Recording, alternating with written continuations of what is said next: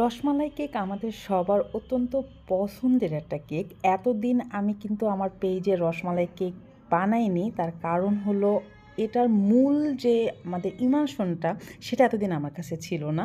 আর যেখানেই আমি খুঁজতে যাই সেখানে ভাই অত্যন্ত দাম। এত দাম দিয়ে জিনিস নিলে ভাই বেচতে তো হবে, বেচবো কী করে? যার কারণে আমি এতদিন বানাইনি। কিন্তু যখনই আমার কাছে খুব ভালো একটা প্রোডাক্ট, খুব ভালো একটা ইমালশন চলে আসলো, তখন আমি টুস করে বানিয়ে ফেললাম।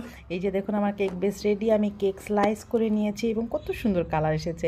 রসমালাই কেক কিন্তু অত্যন্ত দামি হয়, তার কারণ এর ভিতরে যাই ব্যবহার করা হয় সবই কিন্তু রসমালাই দিয়েই তৈরি করা জিনিসপত্র ব্যবহার হয়। আমি দিয়ে দিয়েছি সুগার সিরাপের বদলে রসমালাইয়ের রস, তারপর চকলেট গানাশ, তারপর আমার স্পেশাল রসমালাই ক্রিম, দেন রসমালাই ক্রাঞ্চ করে দিয়েছি, তারপর দিয়েছি পেস্তা আর অ্যালমন্ড। এটা দেওয়ার পর আমি স্প্রেড করে দিই সব জায়গায়, প্রত্যেকটা লেয়ারে আমি সব কিছু সেমভাবেই দিতেছি। সুন্দর করে সমস্ত কিছু দেওয়ার পর আমি ভালো করে কেকটাকে ক্রাম কোট করে নিব।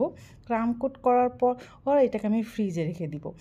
এই রসমালাই ইউজ করার কারণেই কিন্তু কেকটার দাম অত্যন্ত বেশি হয়ে থাকে। আমার পেজে আমি এটা সেল করব ইনশাল্লাহ এবার থেকে পার পাউন্ডে 1000 টাকা করে।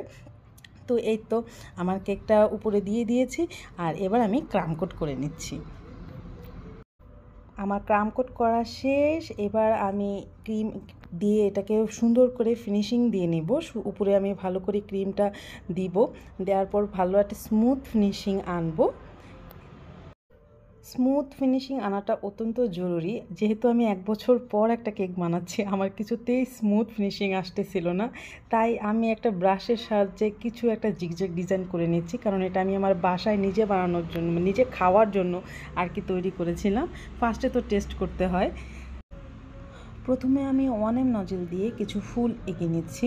ফুলগুলো আঁকা হয়ে গিয়েছে আমার।